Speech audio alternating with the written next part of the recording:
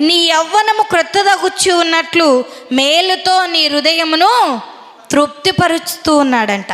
నిజంగా యవనస్తులు ఏమి కలిగి ఉండాలంటే, మొట్టమొదటిగా ఏం కలిగి ఉండాలంట? యవనస్తులు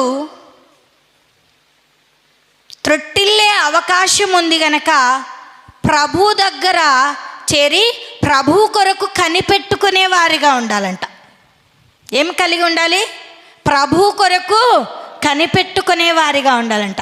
ప్రియ కుమారుడా, ఒకవేళ ఇంతకాలము నువ్వు ప్రభు కొరకు కనిపెట్టుకోలేకపోయావేమో, ప్రభు ఇచ్చే మేలులను పొందుకోలేకపోయావేమో, ఈ దినము నుంచి, ఈ సమయము నుంచి మరి యవన ప్రాయము త్రొట్టిల్తాము గనక, త్రొట్టిల్లే అవకాశం ఉంది గనక మరి ప్రభు దగ్గర చేరి ప్రభు కొరకు కనిపెట్టుకొని ప్రభు ఇచ్చే శక్తిని పొందుకోవాలంట.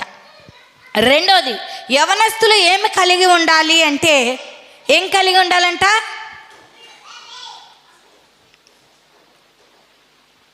Body present, mind absent. కానీ అంటూ ఉంటాం, అబ్బా భలే చెప్పారు. ఎక్కడండి?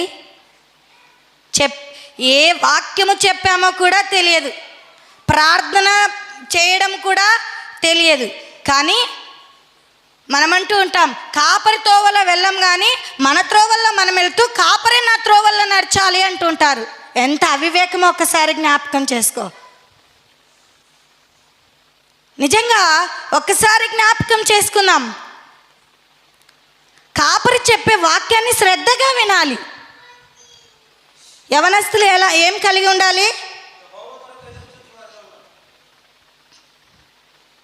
రెండవది, మొట్టమొదటిగా యవనస్తులు ప్రభు దగ్గర చేరి ప్రభు కొరకు కనిపెడుతూ ప్రభు ఇచ్చే శక్తిని కలిగి ఉండాలంట. రెండవదిగా ఏమి కలిగి ఉండాలి అంటే,